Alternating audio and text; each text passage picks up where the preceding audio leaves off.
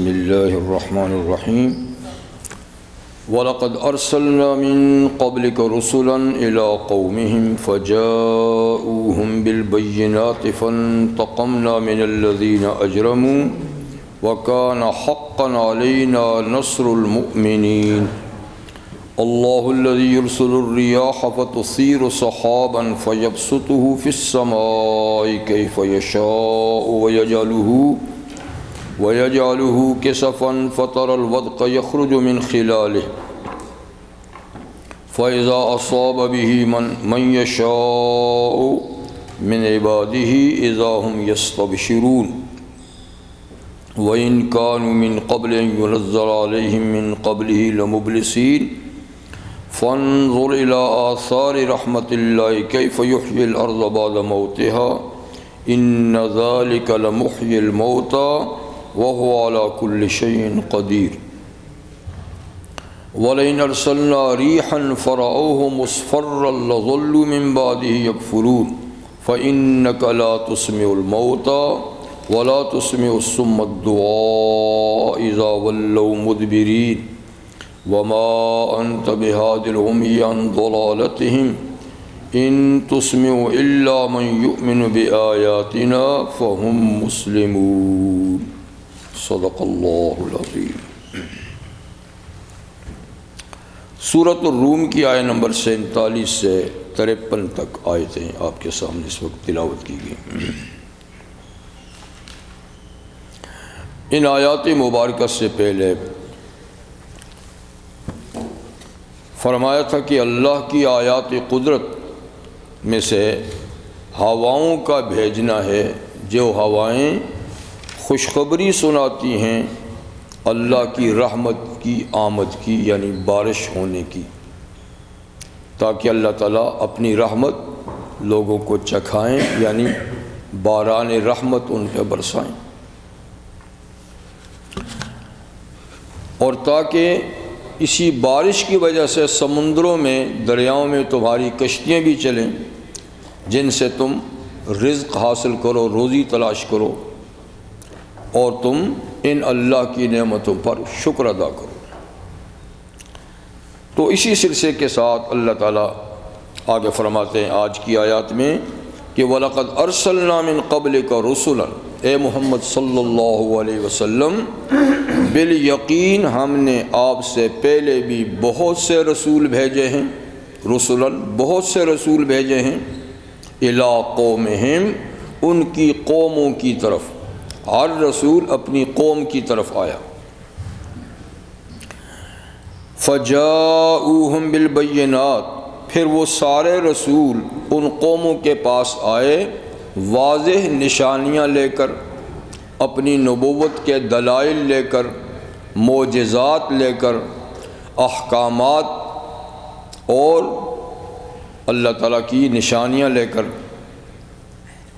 جب ان لوگوں نے ان انبیاء کرام کی بات نہیں مانی، باوجود دلائل دیکھ کر، بلکہ ان دلائل کو انہوں نے کہا یہ معجزات نہیں، یہ سحر ہے، اور اس قسم کے الزامات لگائے، یعنی نبیوں کو نہیں مانا، ان کی دعوت قبول نہیں کی، ان کی تکذیب کی، تو فَانْتَقَمْنَا مِنَ الَّذِينَ أَجْرَمُوا، ہم نے ان مجرم لوگوں سے انتقام لیا، ان سے بدلہ لیا۔ انتقام یہ بھی اللہ تعالیٰ کی ایک صفت ہے، جیسے دوسری آیت میں ہم وَاللَّهُ عَزِيزٌ ذُو انتقام، اللہ غالب ہے اور بدلہ لینے والا ہے۔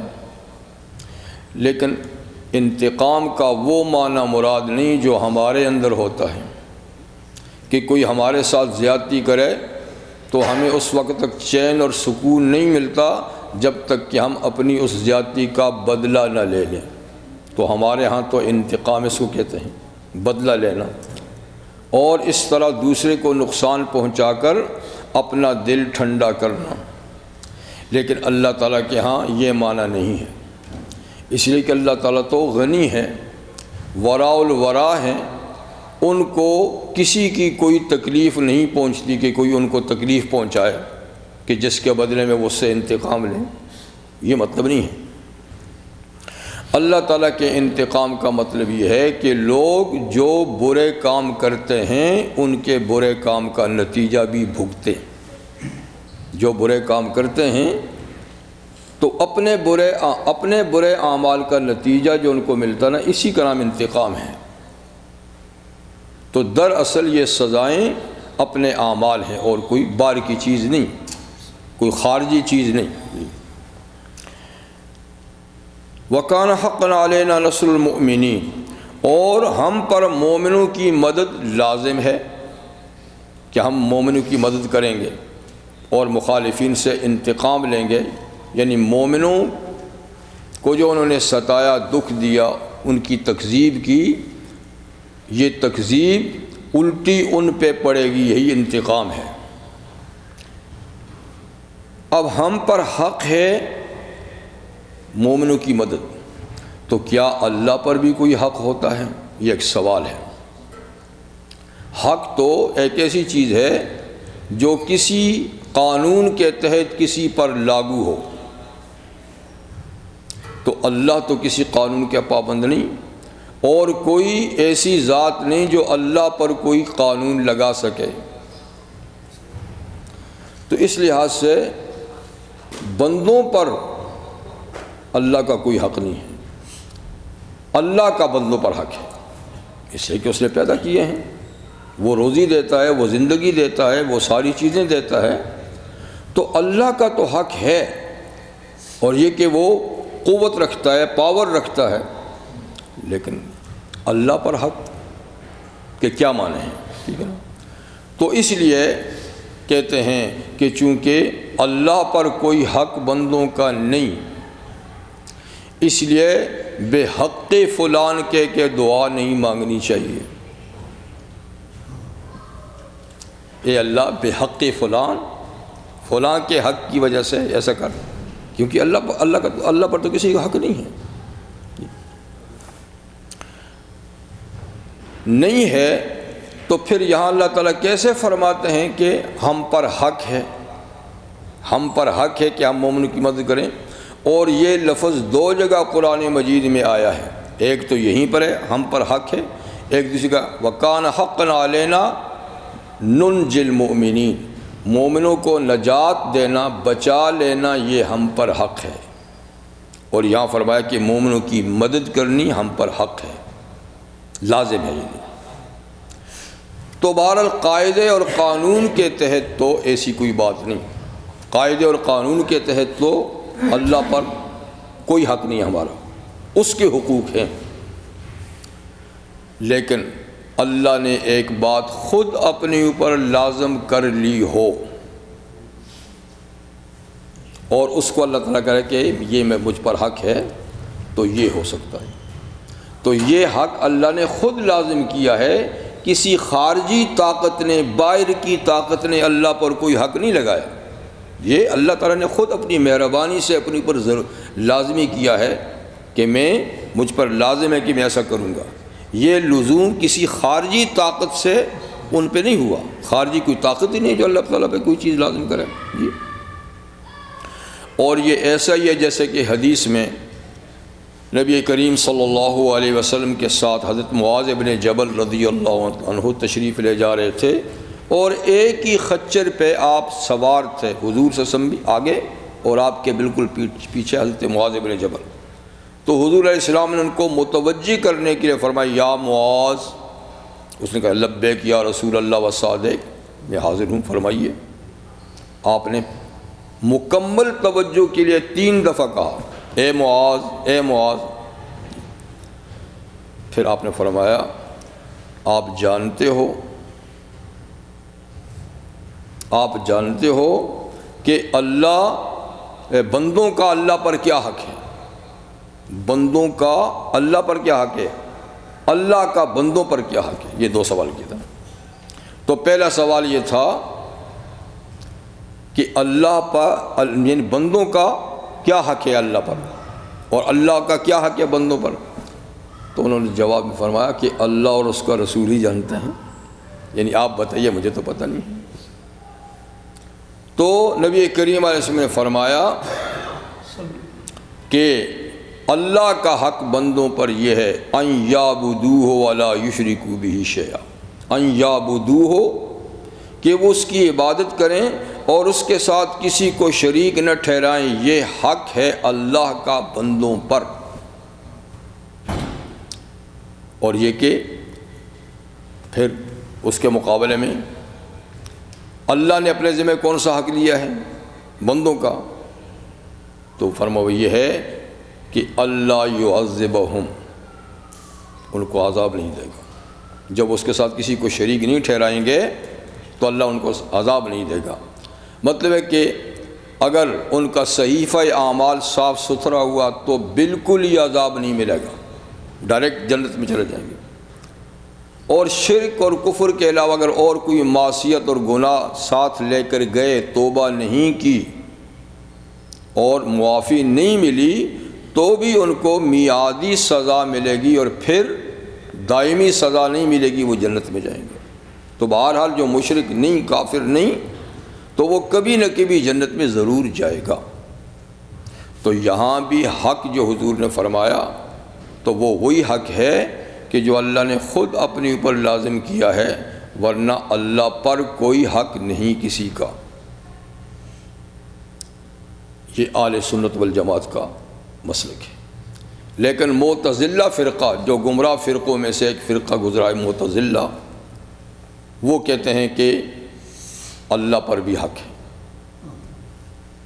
مگر وہ گمراہ فرقہ ہے۔ وہ کہتے ہیں کہ اللہ پر حق ہے کہ بندوں کے لیے ایسے معاملات کرے کہ جس میں بندوں کی اصلاح ہے، یہ حق ہے۔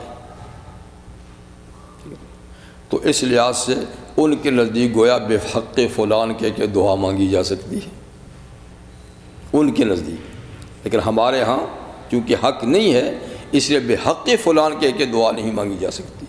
ہاں بے حرمت فلان کہہ سکتے ہیں، فلاں کی عزت فلاں کی، لیکن اس کی بھی ضرورت نہیں ہے، کیونکہ نبی کریم جی ہاں وہی اسی کو کہتے ہیں حرمت۔ حرمت کا معنی یہی ہے، حق نہیں ہے، یعنی اے اللہ فلاں آدمی کی جو آپ کے ہاں عزت ہے، جو اس کا مقام ہے، نیکی کی وجہ سے جو اس کا مرتبہ ہے، یہ توسل جائز ہے، لیکن چونکہ اس میں اختلاف ہے، بعض اس کو بھی جائز نہیں کہتے، تو کیا ضرورت ہے آدمی کے اختلافی بات میں پڑے، ایسے ہی کیوں نہ کرے۔ تو اللہ کے نام کا توسل، اللہ کے ناموں کا توسل بالاتفاق جائز ہے۔ اے اللہ اپنے رحمان ہونے کے ناطے، اپنے رحیم ہونے کے ناطے، جی برحمتک یا ارحم الراحمین، یہ تو اتفاق جائز ہے۔ اسی طریقے سے اگر کسی آدمی کو اپنا کوئی نیک عمل معلوم ہے کہ میں نے اخلاص سے وہ نیک عمل کیا ہے، تو اس نیک عمل کا توسل بھی بالاتفاق جائز ہے کہ اللہ میں نے فلاں وقت میں جو فلاں کام کیا تھا آپ ہی کی رضا کے لیے، اس کام کی وجہ سے میرا یہ کام کر دیں، تو یہ بالاتفاق جائز ہے۔ تو اعمال صالحات کا توسل اور اللہ کی صفات کا توسل تو بالاتفاق جائز ہے، البتہ ذوات فاضلہ یعنی نیک لوگ جو ہیں ان کی توسل میں اختلاف ہے، ٹھیک ہے نا۔ دراصل وہ بھی عملی کا ہے، لیکن بعض حضرات اس کے قائل نہیں ہیں، تو اس لیے اس کی ضرورت نہیں، جو چیز اتفاقی ہے وہی کر لینی چاہیے، تو بہرحال کان حقا علینا نصر المؤمنین کا معنی وہ حق جو اللہ نے اپنی مہربانی سے خود اپنے اوپر لازم کیا ہے وہ ہے، ایسا کوئی حق جو کسی اور نے لازم کیا ہو وہ اللہ پر نہیں، لیکن بندوں پر اللہ کے حقوق ہیں، اللہ نے خود لازم کیے ہیں، وہ ہیں۔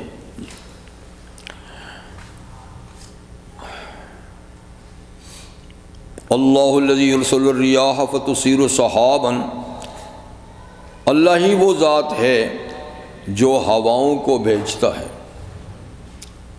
اور وہ ہوائیں تصیر سحابا، وہ پھر اٹھاتی ہیں بادلوں کو، تو بادل کیا ہیں؟ یہ سمندر جب گرم ہوتا ہے تو اس کی بھاپ، یہ بادل ہے، یہ سمندر پہ یہ ہوتی ہیں، پھر ہوائیں چلتی ہیں تو وہ اس کو اٹھا کر اوپر لے چلتی ہیں۔ فَيَبْسُطُهُ فِي السَّمَاءِ، پھر اس کو آسمان پر پھیلا دیتے ہیں، وہ بادل پھیل جاتے ہیں دائیں بائیں ادھر ادھر، کبھی پورا آسمان ہمیں نظر نہیں آتا، کبھی کہیں کہیں جگہ میں ہوتی ہیں، پھیلا دیتے ہیں۔ کیف یشاء، جس طرح اللہ تعالیٰ چاہتے ہیں اسی طرح اس کو پھیلاتے ہیں بادلوں کو۔ وَيَجْعَلُ كِسَفًا، اور اللہ ان بادلوں کو تہ بتہ بھی کر دیتے ہیں، اوپر نیچے پہاڑ کی طرح نظر آتے ہیں، بڑے گھنے بادل اوپر نیچے۔ فَتَرَى الْوَدْقَ يَخْرُجُ مِنْ خِلَالِهِ، پھر آپ دیکھتے ہیں بارش جو ان بادلوں کے نیچے سے ٹپکتی ہے، ان کے بیچ سے بارش ٹپکتی ہے۔ تو یہ نظام قدرت ہے بارش برسانے کا، کہ پہلے بادل اٹھتے ہیں، بادل آسمان پہ پھیلتے ہیں، پھر اللہ تعالیٰ ان بادلوں سے بارش برساتے ہیں، جہاں جتنی چاہتے ہیں برساتے ہیں اپنی حکمت سے، اپنے حکم سے، ورنہ ہر بادل سے تو بارش نہیں برستی، ہر بادل سے تو بارش نہیں برستی، جہاں اللہ کا حکم ہوتا ہے۔ اور کبھی ہم دیکھتے ہیں کہ بادل نہیں ہوتے بھی برس جاتی ہے، تو اس لیے اصل بات یہ کہ اللہ کے حکم سے ہی بارش برستی ہے، اس کا ظاہری سبب صرف بادل ہیں، لیکن اللہ کا حکم نہ ہو تو بادلوں سے بھی بارش نہیں برستی۔ فَإِذَا أَصَابَ بِهِ مَن يَشَاءُ مِنْ عِبَادِهِ، جب اللہ وہ بارش پہنچاتے ہیں جس کو بھی چاہتے ہیں اپنے بندوں میں سے، جن جن بندوں پہ وہ بارش برساتے ہیں، فَإِذَا هُمْ يَسْتَبْشِرُونَ، تو اچانک وہ لوگ خوش ہونے لگتے ہیں باران رحمت کے برسنے سے، کہ اب یہ کہ خشک سالی دور ہوگی، زمین تازہ ہوگی، فصلیں پیدا ہوں گی، تو بڑے خوش ہوتے ہیں، گھاس پیدا ہوگی جانوروں کے لیے، فصلیں پیدا ہوں گی ہمارے لیے، تو بارش برستی ہے تو لوگ خوش ہوتے ہیں۔ وَإِن كَانُوا مِن قَبْلٍ يُنَزَّلَ عَلَيْهِم مِّن قَبْلِ لَمُبْلِسِينَ، اور بے شک یہی لوگ اس سے پہلے کہ ان پر بارش برسے نا امید ہو جاتے ہیں، کہتے ہیں بارش ہی نہیں ہو رہی، نہ معلوم کھیتوں کا کیا بنے گا، نہ معلوم جانوروں کا کیا بنے گا، چارہ کہاں سے آئے گا۔ تو بارش نہیں برستی تو نا امید ہو جاتے ہیں، جب برستی ہے تو خوش ہو جاتے ہیں، جی خوش ہو جاتے ہیں۔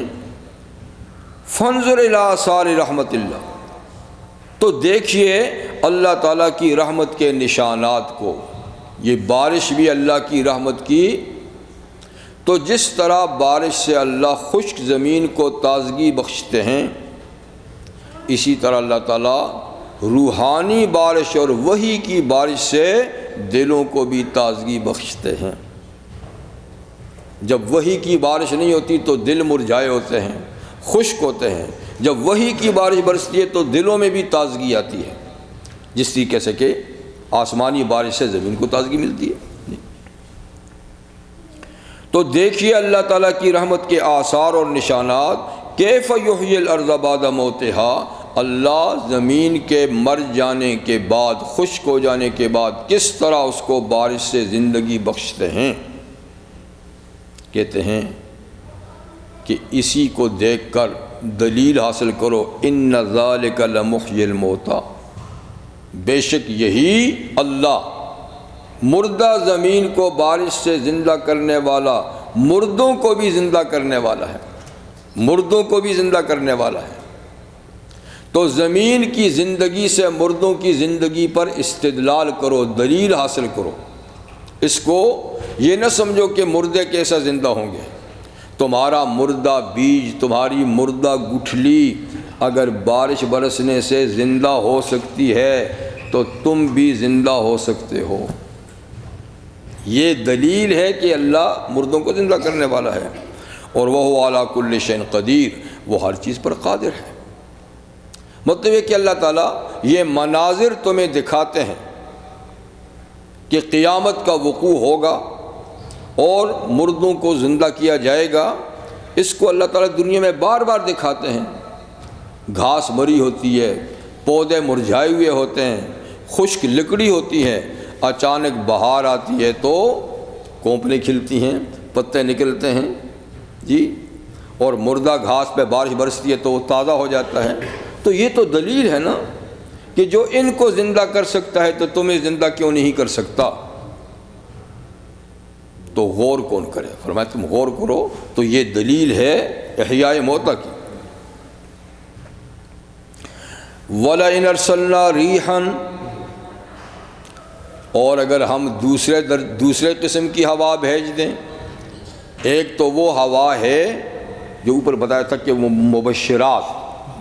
مبشرات جس کے بعد بارش ہوتی ہے، ٹھیک ہے نا، ایک وہ ہوا ہے جو بادلوں کو اٹھاتی ہے، پھیلاتی ہے، ایک اور ہوا بھی ہے اگر وہ چلا دیں تو، ہاں اگر ہم بھیج دیں ہوا فرعوہ مصفرن تو یہ لوگ دیکھیں اس کو یلو کرنے والی، زرد کرنے والی، جب وہ چلے تو ہر چیز کو زرد کر دے، پیلا بنا دے، خراب کر دے۔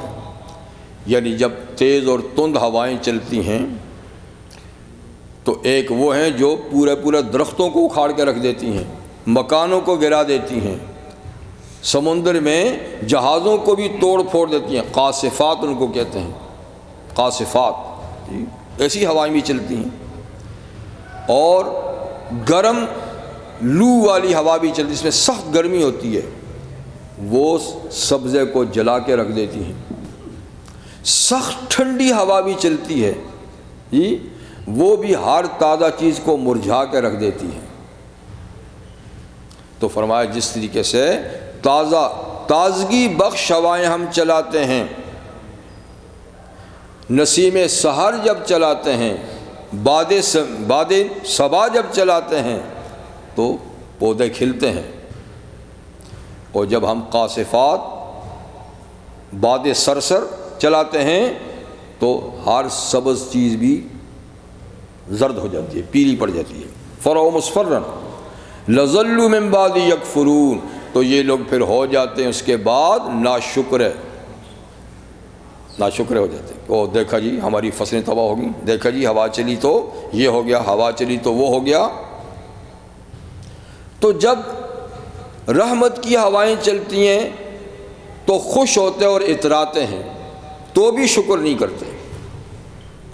کرتے، اور جب تیز اور تند ہوائیں چلتی ہیں ہر تازگی کو ختم کر دیتی ہیں تو اس وقت نا امید اور ناشکرے ہو جاتے ہیں، شکوے کرتے ہیں اللہ کے، اور پھر بھی صبر نہیں کرتے۔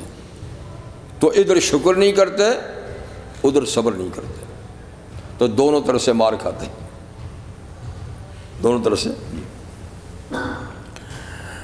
فَإِنَّكَ جن لوگوں کی یعنی حالت یہ ہے کہ نہ اللہ کی رحمت سے سبق حاصل کریں، نہ زحمت سے سبق حاصل کریں، نہ باران رحمت سے حاصل کریں، نہ طوفانوں سے سبق حاصل کریں، تو پھر سمجھ لیجئے کہ یہ لوگ اپنی استعداد کھو گئے ہیں، ان میں قابلیت نہیں رہی۔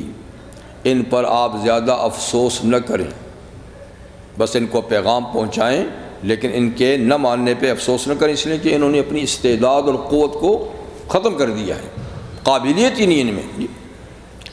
تو ان کی مثال اب مردوں جیسی ہے۔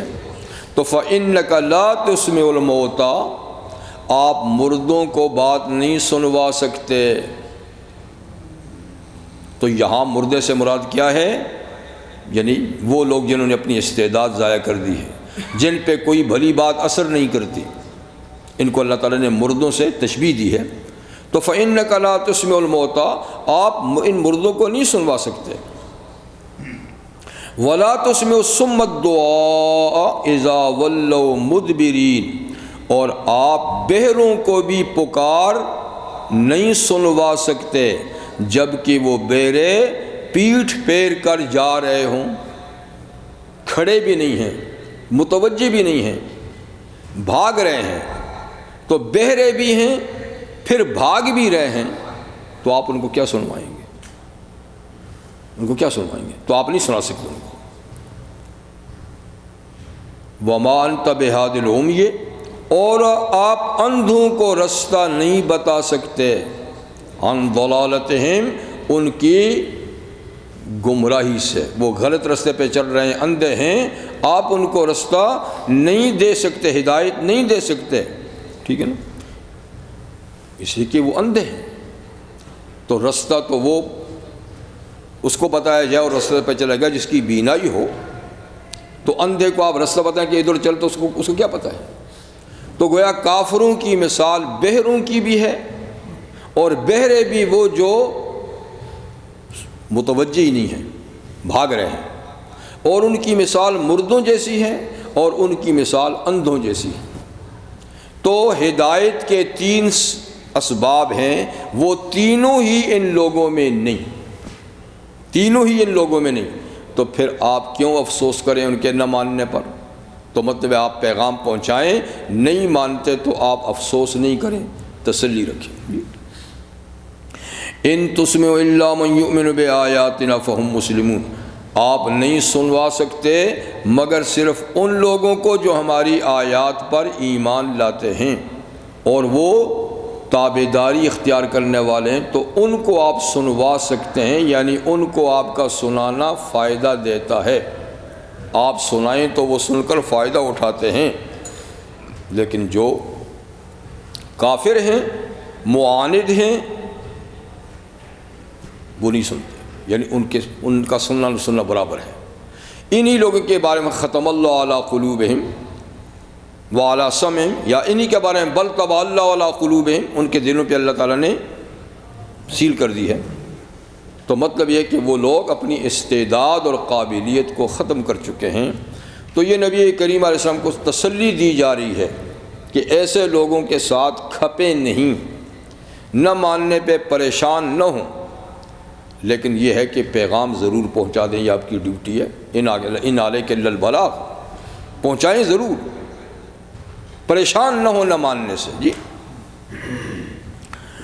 تو اس آیہ کریمہ میں یہ فرمایا کہ آپ مردوں کو نہیں سنوا سکتے، تو کیا مردے سنتے بھی نہیں ہیں کہ آپ نہیں سنوا سکتے؟ ایک ہے کہ اگرچہ یہاں اس سے مراد وہ مردے نہیں جو قبروں میں پڑے ہوئے ہیں، زندہ لاشیں جو پھر رہی ہیں وہ مراد ہیں، لیکن کیا قبروں میں جو حقیقی مردے ہیں وہ بھی سنتے ہیں یا نہیں؟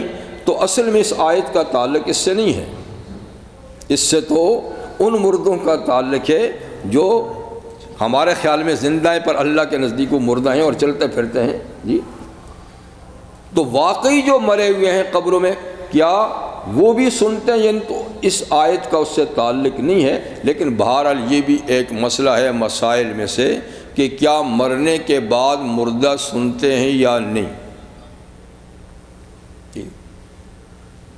یہ مسئلہ ہے اختلافی، لیکن یہ اختلافی صحابہ کے زمانے سے چلا آ رہا ہے، کوئی بعد کے لوگوں میں نہیں، یعنی صحابہ کے زمانے ہی سے اس مسئلہ میں اختلاف تھا کہ مردے سنتے ہیں یا نہیں۔ تو حضرت عائشہ صدیقہ رضی اللہ تعالیٰ عنہ اس کی قائل نہیں ہے کہ مردے سنتے ہیں، مردے نہیں سنتے، لیکن عبداللہ ابن عمر اور حضرت عمر فرماتے ہیں کہ مردے سنتے ہیں۔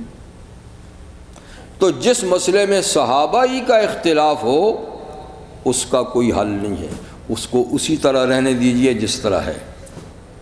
تو کئی ایسے مسائل ہیں جیسا کہ زور سے آمین کہیں یا آہستہ کہیں، رکوع میں جاتے ہوئے ہاتھ اٹھائیں یا نہ اٹھائیں، ٹھیک ہے نا، ہاتھ ناف کے نیچے باندھیں یا اوپر باندھیں، یعنی اس قسم کے۔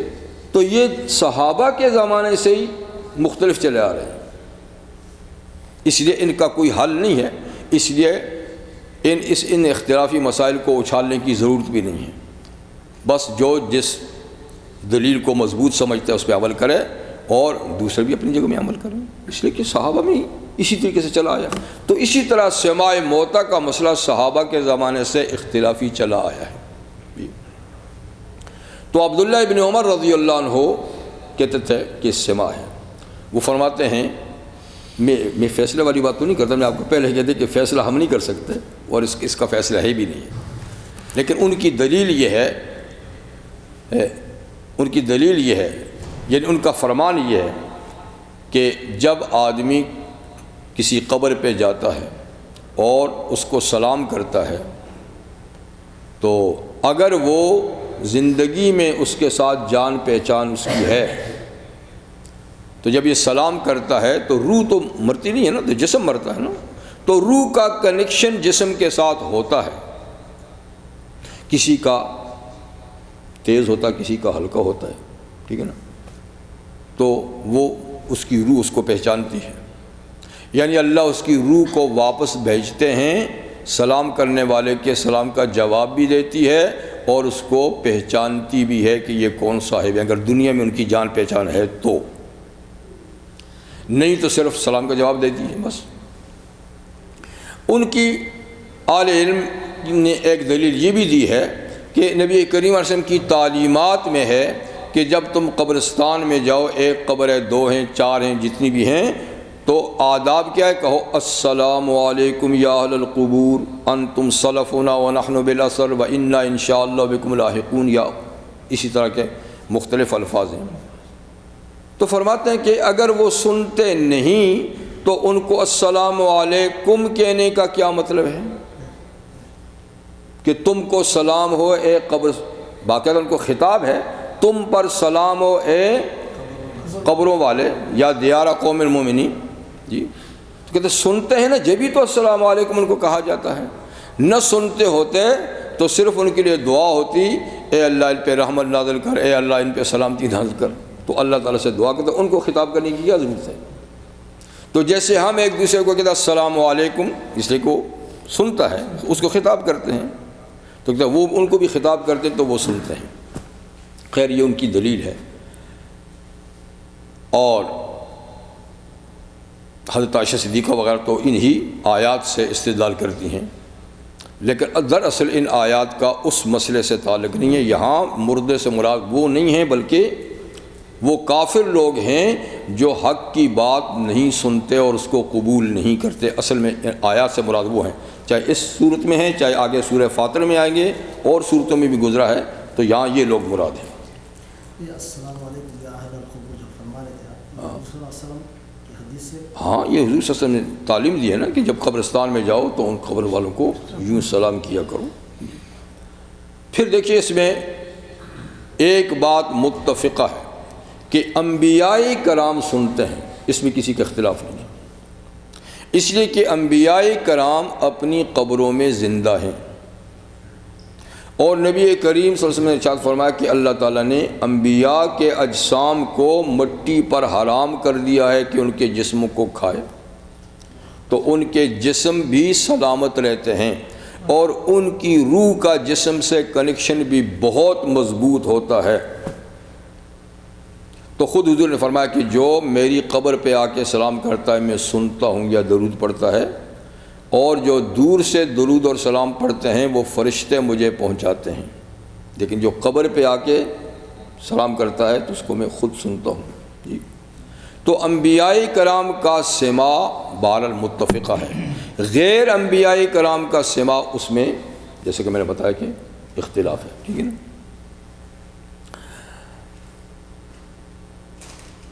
اس میں زیادہ بات کرنے کی کوئی ضرورت نہیں ہے کیونکہ ہم نے کسی طرف کو راجع یا مرجو کرنے کی، تو اصل بات یہ ہے نا کہ یہ اللہ کی منشا پر ہے، اللہ نہ سنوائے تو کوئی نہیں سنتا، اور اللہ سنوائے تو جس کو چاہے سنوا دے، بلکہ اللہ چاہے تو مردوں کو بلوا دے، اللہ تو قادر ہے نا۔ تو اس لیے مطلقاً ہر مردے کا سماع بھی ثابت نہیں ہے، ٹھیک ہے نا۔ اس کے ساتھ یہ کنڈیشن لگانی ہے کہ اللہ کی منشا اور مرضی ہے وہ روح کو بھیج دیں تو سنے گا بھی اور جواب بھی دے گا، پر اللہ کسی کی روح کو محبوس کر دیں، بند کر دیں، نہ بھیجیں تو بات اللہ تعالیٰ کی منشا پر ہے۔ جب اللہ تعالیٰ چاہتے ہیں تو مردے کو بلوا بھی دیتے ہیں، اس قسم کے بھی واقعات ہوئے ہیں نا۔ بہلول دانا ایک مجذوب تھے اور وہ تھے تو بڑے عقل مند لیکن مجذوب بنے ہوئے تھے، مجذوب ٹائپ کے بنے ہوئے تھے. وہ بڑی عاقلانہ باتیں کرتے تھے. ایک دفعہ وہ قبرستان چلے گئے. وہ اکثر رہتے بھی قبرستان میں تھے. کسی نے پوچھا کہ آپ آبادی میں نہیں رہتے، یہاں پر رہتے ہو؟ تو بڑی عقل مندی کی بات کی کہ ہاں میں ایسے لوگوں کے پاس رہتا ہوں جو پاس رہوں تو ستاتے نہیں، چلا جاؤں تو غیبت نہیں کرتے، اور تم لوگوں کے پاس رہوں تو ہاں اور چلا جاؤں تو پیچھے بولو لیسا تھا، بولو لیسا تھا، بولو لیسا تھا. تو کیوں پھر ان کے پاس نہ بیٹھوں؟ ایک دفعہ ایسا تھا، وہ غسل کر رہے تھے تو کپڑے ٹانگے ہوئے تھے ایسے دیوار پہ یا کسی پہ، تو کسی نے ان کا کوئی کپڑا جو ہے نا پریشان کرنے کے لیے اٹھا لیا، چلا گیا. تو وہ غسل کرنے کے بعد جا کر قبرستان کے گیٹ پہ بیٹھ گئے. کسی نے پوچھا کہ کیا یہاں کیا کرتے ہیں؟ کہا میں غسل کر رہا تھا تو میرا کپڑا کوئی اٹھا کر لے گیا ہے، اس کی تلاش میں آیا ہوں. کہا اللہ کیا بندہ ہے، کپڑا تلاش کر گیا؟ چور تو شہر میں ہوگا، شہر میں جا کے تلاش کرو، اعلان کرو، یہ کرو وہ کرو. اس نے کہا یار کس کس گھر میں تلاش کروں گا، آخر آئے گا تو یہیں. میں وہاں کس کس گھر میں جا کے اس کو تلاش کروں گا، ملے نہ ملے آئے گا تو یہیں. کیسی پتہ کی بات. تو بہرحال یوں تو وہ مجنون کہلاتے تھے لیکن تھے بڑے دانا. تو خیر بہرحال ایک دفعہ قبرستان میں بیٹھے بیٹھے ایسے ہی ان کو آیا تو اس نے قبر والوں کو پکارا. کہا کہ اے قبر، کسی قبر والے کو کہ میں تمہاری دنیا جو چھوڑ کر گئے ہو اس کی 3 باتیں تمہیں بتاتا ہوں، تم جہاں گئے ہو وہاں کی 3 باتیں مجھے بتاؤ. ایسے جوش میں آتا کہہ دیا. اب میں کہہ رہا ہوں کہ اللہ چاہے تو سنوا بھی دے، جواب بھی دلوا دے. تو انہوں نے یہ کہہ دیا کہ اے قبر والو میں تمہاری دنیا کی 3 باتیں بتاتا ہوں، تم اپنی دنیا کی 3 باتیں بتاؤ. کہا تمہاری دنیا کی بات تو یہ ہے کہ اموالکم قسمت، دیارکم سکنت، ازواجکم زوجت. تم جب یا اس دنیا سے گئے ہو تمہارے مال تقسیم ہو گئے ہیں وارثوں میں، اور تم جن مکانوں میں بستے تھے اب وہاں دوسرے لوگ بس رہے ہیں، اور تمہاری بیویوں نے شادیاں کر لی ہیں. اب اللہ کو منظور تھا نا تو ایک قبر سے آواز آئی کہ یہ ٹھیک ہے، اب ہماری دنیا کی 3 باتیں سنو. ما قدمنا وجدنا، ما اکلنا ربحنا، ما ترکنا خسرنا. جو ہم نے اس دنیا کے لیے سرمایہ بھیجا تھا پینی پینی کا حساب کر کے ہمیں مل گیا، جو یہاں کے اکاؤنٹ میں جمع کیا تھا وہ ایک ایک پینی کر کے ہمیں مل گیا، اور جو کھایا تھا وہی نفع رہا. جو دنیا میں کھا لیا تھا خود پہن لیا تھا وہی نفع رہا، جو چھوڑ کے آیا سارا خسارہ اور نقصان ہے. جو چھوڑ آئے ہیں وہ سراسر نقصان ہوا، جو کھائے ہیں وہ فائدہ ہوا، جو یہاں کے لیے بھیجا تھا مل گیا.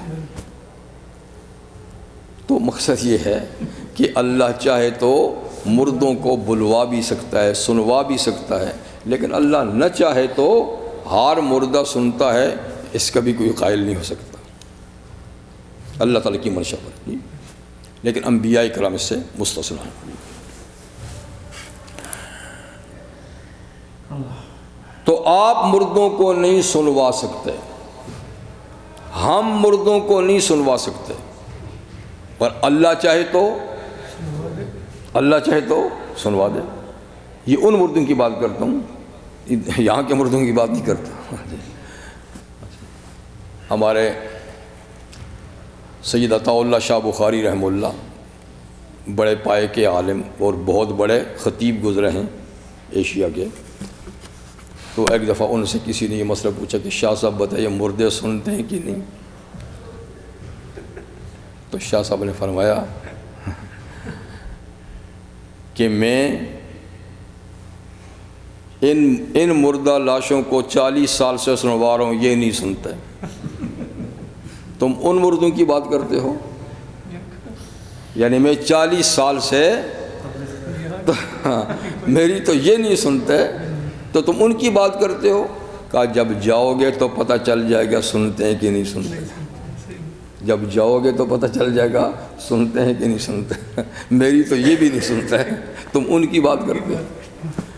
تو بات یہی ہے کہ یہاں نہیں سنتے تو وہاں والوں کو اللہ بہتر جانتا ہے۔ جی آپ نہیں سنوا سکتے۔ اچھا خیر، مردے سنتے ہیں یا نہیں سنتے یہ الگ مسئلہ ہے۔ فتوے کے لحاظ سے فتویٰ دیا جاتا ہے عرف پر، یعنی جو چیز لوگوں میں مشہور و معروف ہے احکام اس کے مطابق ہوتے ہیں۔ بسا اوقات حقیقت میں ایک چیز ہے، حکم اس پہ نہیں لگے گا، اس پہ لگتا ہے جو لوگوں میں معروف و مشہور و معروف، اس کو عرف کہتے ہیں، عرف اور عادت۔ تو بہت سے احکامات کا تعلق عرف اور عادت سے ہے، حقیقت سے نہیں ہوتا۔ اس لیے کوئی آدمی، علماء نے لکھا ہے، کوئی آدمی یہ قسم اٹھائے کہ میں فلاں آدمی سے بات نہیں کروں گا، ٹھیک ہے، تو مرنے کے بعد اگر جا کر اس کے پاس بات کرے گا تو قسم نہیں ٹوٹے گی، اس لیے کہ عرف میں عادتاً مردہ نہیں سنتا، عرف اور عادت میں مردہ نہیں سنتا، جی حقیقت میں سنتا نہیں سنتا اللہ بہتر جانے، لیکن عرف اور عادت میں مردہ نہیں سنتا۔ اور اگر اس نے قسم اٹھائی کہ میں فلانے سے بات نہیں کروں گا، مرنے کے بعد جا کر اس سے کوئی بات کر، ہاں بھائی کیا حال ہے، کہاں جا رہے ہو، تو قسم نہیں ٹوٹے گی، اس لیے کہ وہ نہیں سنتا۔ اور کلام کرنے کا مقصد سنانا ہوتا ہے، کہ میں فلاں سے بات نہیں کروں گا، بات کا مقصد اس کو سنانا ہوتا ہے۔ اب مرنے کے بعد چونکہ وہ عرف میں نہیں سنتا، تو اگر اس کے ساتھ جا کے کوئی بات کرے گا تو قسم نہیں ٹوٹے گی۔ اسی طریقے سے عرف میں اگر کوئی آدمی کہے میں سری پائے نہیں کھاؤں گا، قسم اٹھاتا ہے سری پائے نہیں کھاؤں گا، اور کوئی اس کو مرغی کے سری پائے دے دے اور وہ کھا لے تو قسم نہیں ٹوٹے گی۔ حالانکہ سری پائے تو وہ بھی ہیں، لیکن عرف میں ان کو سری پائے نہیں کہا جاتا، بلکہ بھیڑ بکری گائے بھینس ان کی سری پائے ہوتے ہیں، ان کو سری پائے نہیں کہا جاتا، اس لیے قسم نہیں ٹوٹے گی۔ اسی طریقے سے کوئی آدمی قسم اٹھاتا ہے کہ اللہ کی قسم میں گوشت نہیں کھاؤں گا اور مچھلی کھا لی، تو مچھلی کیا گوشت نہیں ہے؟ وہ بھی گوشت ہے نا، لیکن ہمارے عرف میں اس کو گوشت نہیں کہتے، قرآن میں تو اس کو گوشت کہا ہے نا، لحمن طریہ، تم دریا سے تازہ گوشت نکالتے ہو، ہے تو وہ گوشت ہے، لیکن ہمارے عرف میں اس کو گوشت نہیں کہتے، اس کو کیا کہتے ہیں؟ فش۔ آپ نے فش کھائی ہے تو اس لیے قسم اٹھائی تھی گوشت نہیں کھاؤں گا اور مچھلی کھا لی تو قسم نہیں ٹوٹے گی، کیونکہ عرف میں اس کو گوشت نہیں کہتے۔ ایسے ہی کسی نے کہا اللہ کی قسم میں فرش پہ نہیں بیٹھوں گا، فرش پہ نہیں بیٹھوں گا، خالی زمین پہ بیٹھ گیا تو زمین فرش نہیں ہے کیا؟ زمین بھی تو فرش ہے نا، لیکن خالی زمین پہ بیٹھا تو قسم نہیں ٹوٹے گی، اس لیے کہ عرف میں فرش کہتے ہیں نیچے کوئی چیز بچھانے کو، اور اس نے کوئی چیز بچھائی نہیں ہے اور خالی زمین پہ بیٹھا تو قسم نہیں ٹوٹے گی۔ تو اس لحاظ سے کہتا ہوں کہ عرف پر احکامات کا دار و مدار ہے، حقیقت کچھ بھی ہو، لیکن جو عرف میں چونکہ مردہ نہیں سنتا، ٹھیک ہے نا، اس لیے قسم اٹھائے کہ میں اس سے بات نہیں کروں گا، تو مرنے کے بعد بات کی تو قسم نہیں ٹوٹے گی۔ حقیقت میں کیا ہے؟ جو بھی ہے، جی۔ تو یہاں مردے سے مراد، بہرے سے مراد اور اندھے سے مراد کون ہیں؟ کافر لوگ، جی، یعنی جنہوں نے اپنی یہ تینوں صلاحیتیں ختم کر دیں، تینوں صلاحیتیں ختم کر دیں، تو اب آپ ان کو سنائیں گے تو ان کے پلے کوئی بات نہیں پڑے گی، یعنی اس کو قبول نہیں کریں گے۔ ایسا سننا جس سے آدمی بات سن کے قبول کرتا ہے وہ نہیں، ویسے تو وہ ہم سے زیادہ اچھا سنتے ہیں، لیکن سن کر بات کو قبول کرنا، ماننا، اس طرح کا وہ نہیں سنتے، یہ مطلب ہے۔ تو یہ تسلی ہے نبی کریم صلی اللہ علیہ وسلم کو کہ آپ پریشان نہ ہوں، بس پیغام پہنچائیں، نہیں مانتے تو رہنے دیں۔ اللہ الذی خلقکم من ضعف ثم جعل من بعد ضعف قوة ثم جعل من بعد قوة ضعفا وشیبا یخلق ما یشاء وهو العلیم القدیر۔ یہ ایک اور اللہ اپنی قدرت کی دلیل پیش کرتے ہیں، یعنی اپنے توحید، اپنی یکتائی اور اپنی قدرت کی ایک نشانی بتاتے ہیں، اور وہ خود انسان کی تخلیق، انسان کی اپنی تخلیق، کہ اللہ وہ ذات ہے جس نے تم کو پیدا کیا کمزور حالت میں۔ جب تم پیدا ہوئے تو بہت ہی کمزور تھے، بہت ہی لاغر تھے، ساری قوتیں انتہائی کمزور تھیں، اور مکمل طور پر تم دوسرے پر ڈیپینڈ کرتے تھے۔ جب بچہ پیدا ہوتا ہے تو کتنا کمزور ہوتا ہے جی، نہ گرمی برداشت کرے، نہ سردی برداشت کر سکے، نہ کوئی ٹھوس غذا استعمال کر سکے، کچھ بھی نہیں، تو انتہائی کمزور ہوتا ہے شروع میں آدمی۔ ثم جعل من بعد ضعف قوة، پھر اللہ تعالیٰ نے اس کمزوری کے بعد تمہیں رفتہ رفتہ قوت دی۔ آہستہ آہستہ انسان بڑھتے اور جوانی کو پہنچتا ہے تو ساری قوتیں اس کے اندر کامل ہو جاتی ہیں، سب قوتیں، دماغی قوت، سماعت کی قوت، جی سننے کی قوت، کوئی بیماری نہ ہونا تو جوانی میں پوری ہو جاتی ہیں، اور یہ 33 سال تک بڑھتا ہے آدمی، 33 سال تک بڑھتا ہے، اور 33 سے 40 سال تک پھر قوتیں سٹاپ ہو جاتی ہیں، جو ہیں وہی ہیں، اور 40 کے بعد پھر زوال شروع ہوتا ہے۔ تو پہلا دور کیا ہے؟ تخلیق کا، کمزور۔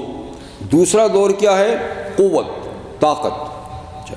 ثم جعل من بعد قوت ضعفا، پھر اس طاقت کے بعد اللہ تعالیٰ کمزوری کی طرف لے آتے ہیں، پھر آہستہ آہستہ قوتیں پھر گھٹنی شروع ہوتی ہیں۔ وشیبا، اور بال سفید ہونے لگتے ہیں، تو یہ گویا علامت ہوتی ہے اب زوال کی طرف جانے کی، بالوں کا سفید ہونا۔ آج کل نہیں، اب تو بچوں کے بھی شروع ہو جاتے ہیں، لیکن آج کل بچوں میں بھی تو قوتیں وہ نہیں ہے نا پہلے والی۔ ہاں جی، تو بہرحال یعنی قوت کے بعد کیا ہوتا ہے؟ ضعف، پھر کمزوری، اور شیبہ، بالوں کی سفیدی۔ یخلق ما یشاء، اللہ جو چاہتا ہے پیدا کرتا ہے۔ تو یہ انقلاب بھی انسانی زندگی میں کون لاتا ہے؟ اللہ تعالیٰ۔ کوئی چاہے یا نہ چاہے اس کی زندگی میں یہ 3 دور ضرور آتے ہیں، ابتدائی ضعف، انتہائی ضعف، اور بیچ میں قوت۔ اگر زندگی وہاں تک جائے تو، نہیں تو کسی کی زندگی پہلی کمزوری میں چلی جاتی ہے، کسی کی جوانی میں چلی جاتی ہے، کسی کی بڑھاپے تک پہنچتی ہے، لیکن بہرحال یہ 3 دور انسان کی زندگی کے ہیں، ٹھیک۔ اور اللہ فرماتے ہیں کہ اللہ جو چاہتا ہے، یہ عام لحاظ سے بتایا جا رہا ہے، ورنہ بعض لوگوں کی قوتیں آخر تک ٹھیک ہوتی ہیں، بڑھاپے میں بھی ٹھیک ہوتی ہیں۔ خاص طور پہ کہتے ہیں جن کا شغل قرآن حکیم ہو، پڑھنا پڑھانا، تو اس کی قوتوں کو زوال نہیں ہوتا، اس کی قوتیں آخر تک اللہ تعالیٰ برقرار رکھتے ہیں۔ یہ قرآن حکیم کی برکت ہے، ہاں جی۔ ورنہ جو ہے آپ دیکھتے ہیں کہ لوگ کس حالت میں ہو جاتے ہیں، نہ سن سکتے ہیں، نہ دیکھ سکتے ہیں، کمر جھک جاتی ہے۔ لیکن اصحاب علم میں بہت شاذ و نادر ہی آپ نے دیکھا ہوگا کہ اس کیفیت کو پہنچے ہیں، وہ آخر دم تک ان کی قوتیں برقرار رہتی ہیں۔ وَهُوَ الْعَلِيمُ الْقَدِيرُ، اور اللہ تعالیٰ جاننے والے ہیں اور قادر بھی ہیں، قدرت رکھنے والے بھی ہیں۔ اللہ سب کچھ جانتے ہیں، کس طرح قوتیں بڑھتی جا رہی ہیں، کس طرح وہ گھٹاتے جاتے ہیں، اور بڑھانے گھٹانے پر قدرت بھی ہے اللہ تعالیٰ کو۔ تو خیر یہ 3 دور انسانی زندگی کے اللہ تعالیٰ نے بتایا کہ یہ مرحلہ وار اللہ کی قدرت اور اس کے علم کے تحت ہے، اور یہ سب کچھ اللہ تعالیٰ کرتے ہیں۔ یعنی ظاہری اسباب تو آپ کچھ کہہ لیں، ظاہری اسباب میں آپ کہہ سکتے ہیں کہ قوت اور طاقت کس سے حاصل ہوتی ہے؟ عمدہ غذائیں کھانے سے، مناسب آب و ہوا میں رہنے سے، اور مضر صحت چیزوں سے پرہیز کرنے سے، جی ایکسرسائز کرنے سے۔ آپ یہ کیسے، یہ اسباب ہیں، یہ ظاہری اسباب ہیں، یعنی عمر کے ٹھیک ٹھاک رہنے کے، لیکن اصلی اسباب اور ہیں، اصلی اسباب، حقیقی اسباب۔ تو حقیقی اسباب جو ہیں ان کو اللہ بتاتے ہیں نبی کے ذریعے سے کہ صحت کا راز کس میں ہے، ٹھیک ہے نا۔ تو نبی کریم صلی اللہ علیہ وسلم کا ارشاد گرامی ہے کہ یہ انسان کے جو اعمال ہیں ان کے بھی اثرات ہیں، ان کے بھی اثرات ہیں، اعمال کے بھی اثرات ہیں۔ بعض اعمال ایسے ہیں جو زندگی کو بے برکت بنا دیتے ہیں، روزی میں بے برکتی پیدا کر دیتے ہیں، عمر میں بے برکتی پیدا کر دیتے ہیں۔ بعض اعمال ایسے ہیں جو عمر میں برکت پیدا کر دیتے ہیں، روزی میں برکت پیدا کر دیتے ہیں عمل کے ذریعے سے۔ تو اصل اسباب وہی ہیں، لیکن ظاہری اسباب یہ ہے کہ آدمی محنت کرے، کوشش کرے، جد و جہد کرے تو خوشحال ہو جاتا ہے، ظاہری اسباب۔ تو نبی کریم علیہ السلام نے ارشاد فرمایا ہے، دیکھیں کہ ما نقصت صدقۃ من مال، صدقہ مال میں کمی نہیں کرتا۔ ظاہر میں تو کمی ہوتی ہے، صدقہ مال سے نکالو تو مال، صدقہ مال کو کم نہیں کرتا، لیکن ظاہر میں تو آپ نے 100 میں سے 10 دیے تو 90 رہ گئے نا۔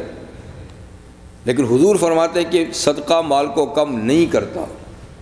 کیا مطلب؟ اب رہ تو گئے 90، لیکن ان میں اللہ برکت پیدا کر دیتا ہے، اور ان 90 سے اتنا کام آپ کا نکلے گا جو 200 سے بھی نہیں نکل سکتا تھا اگر آپ صدقہ نہ نکالتے، تو 200 سے بھی۔ اب ہم تو ہیں گنتی والے، کیلکولیشن والے، برکت کا مفہوم تو جانتے ہی نہیں نا، برکت کیا چیز ہوتی ہے۔ تو ہم تو دیکھتے ہیں نا 10 گئے تو 90 رہ گئے، 20 گئے تو 80 رہ گئے، لیکن ہمیں سمجھنا چاہیے کہ برکت وہ سوت ہے، نہ معلوم کس طرف چلے جاتے، کہیں ضائع ہو جاتے، کچھ بھی ہو جاتا۔ اب 80 رہ گئے، لیکن اس سے سارا کام ہمارا نکل جائے گا۔ تو صدقے سے فرمایا مال کم نہیں ہوتا، بابرکت ہوتا ہے۔ اور ما زاد اللہ عبدا بعفو الا عزا، ہم سمجھتے ہیں کہ کسی کو معاف کیا تو ہم کمزور سمجھے جائیں گے۔ وہ دیکھا نا، اس نے مجھے معاف کر دیا، یہ مجھ سے بدلہ نہیں لے سکتا، یہ میرے مقابلے کا نہیں۔ وہ بھی یہ سوچتا ہے میں کیوں معاف کروں، یہ مجھے پھر ہلکا سمجھے گا۔ حضور فرماتے ہیں کہ اللہ تعالیٰ بندے کو معاف کرنے سے عزت دیتا ہے۔ ہم سمجھتے ہیں کہ معاف کرنے سے آدمی کمزور ہوتا ہے، اللہ عزت دیتا ہے، ٹھیک نا۔ تو گویا معاف کرنا عزت حاصل کرنے کا ذریعہ ہے، اور ہم عزت اور طریقوں سے حاصل کرتے ہیں۔ الیکشن میں کھڑے ہو جاؤ، ممبر بن جاؤ، یہ کر جو، وہ کر جو، عزت ہو جائے گی، لوگ کہیں گے فلاں صاحب فلاں صاحب۔ آپ حضور فرماتے ہیں کہ تم دوسروں کو معاف کرو تو اس سے عزت بنتی ہے۔ ہم عزت لوگوں سے چاہتے ہیں جو اپنے مفاد کے تحت تو عزت کریں گے، ان کا مفاد جب نہ ہوا تو جوتوں کا ہار، گندے انڈے جی اور ٹماٹروں سے استقبال پھر کرتے ہیں، وہی جنہوں نے کل ووٹ دے کر کرسی پہ بٹھایا تھا وہی، اس لیے کہ عزت ان سے مانگی تھی نا، تو ان کی عزت تو ایسی ہے کہ ان کا کام نکلے گا تو جی حضور، کام نہیں نکلے گا تو گو حضور۔ لیکن حضور فرماتے ہیں کہ تم دوسروں کو معاف کرنے کی عادت ڈالو تو خدا عزت دیتا ہے۔ یہ حقیقی وہ عزت ہے جو ختم نہیں ہوتی۔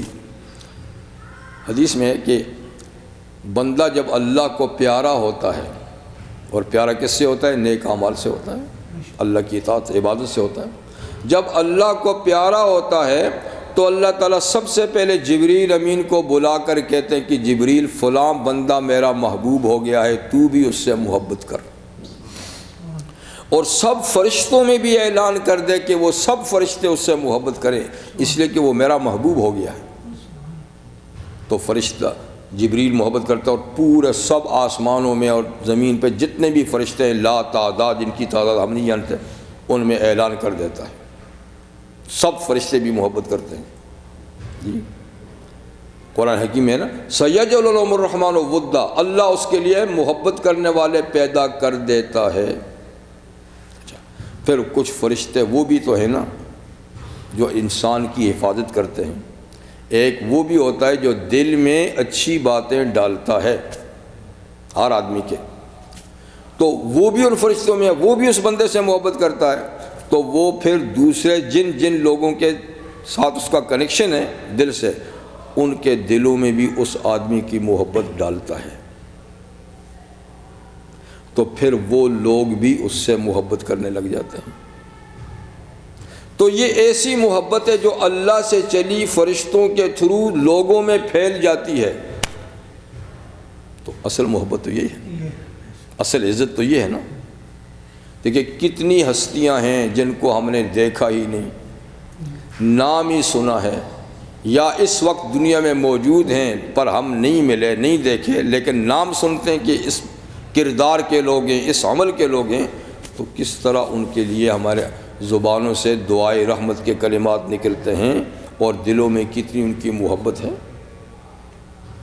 یہ ہے نا اصل محبت، اور یہ ہے اصل عزت، اور یہ حاصل ہوتی ہے اللہ کی اطاعت اور عبادت سے۔ لیکن اس طرح خیر حضور نے فرمایا کہ معاف کرنے سے اللہ عزت زیادہ کرتے ہیں، اور یہ کہ جو یہ چاہتا ہے کہ اس کی عمر اس کا رزق بڑھے، اس کی عمر بڑھے، فَلْيَصِلْ رَحِمَهُ، وہ صلہ رحمی کرے، رشتہ داروں سے اچھے تعلقات رکھے، تو اس سے عمر میں برکت، رزق میں برکت۔ تو صلہ رحمی ایک عمل ہے، ایک نیکی ہے، اس کا یعنی اس کا اثر کیا ہے؟ عمر میں برکت، اور یہی تو ہم چاہتے ہیں۔ لیکن اس کے لیے اسباب جو اللہ اور اللہ کے رسول نے بتایا وہ اختیار نہیں کرتے، اسباب کچھ ہم اور اختیار کرتے ہیں۔ اسی طرح فرمایا کہ جو آدمی زیادہ گناہ کرتا ہے اللہ اس کو پریشانیوں میں ڈال دیتا ہے، تو راحت کے سارے سامان ہونے کے باوجود وہ پریشان رہتا ہے، اور وہ اثر ہوتا ہے اس کے گناہوں کا، اور وہ سمجھتا ہے کہ نہیں میرے پاس شاید فلاں چیز کم ہے، فلاں چیز کم ہے، وہ دوڑ دھوپ ان کے لانے میں کرتا ہے، اصل میں وہ نحوست ہے گناہوں کی۔ اور فرمایا کہ بسا اوقات آدمی کسی گناہ کی وجہ سے اس روزی سے محروم ہو جاتا ہے جو اس کو ملنے والی ہوتی ہے، گناہ کی وجہ سے وہ روزی رک جاتی ہے۔ تو دیکھیں نا اعمال کے بھی اثرات ہیں، نیک اعمال کے بھی اثرات ہیں، بروں کے بھی اثرات ہیں، اور یہ واقعی بات یہ ہے، لیکن ہم ان کے ظاہری اسباب ڈھونڈتے تلاش کرتے رہتے ہیں، اور واقعی جو اسباب ہیں ان کی طرف کسی کا دھیان اور توجہ نہیں ہے۔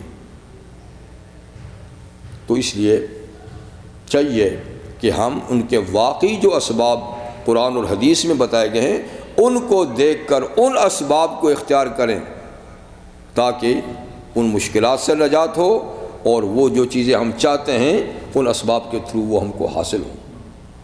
لیکن اس کے لیے ضروری ہے کہ ہم قرآن و حدیث سے رابطہ رکھیں، اور اس کے اندر اپنی بیماریوں کا علاج تلاش کریں. اللہ تعالیٰ میں سے توفیق عطا فرمائے. وآخر دعوانا الحمد للہ رب العالمین.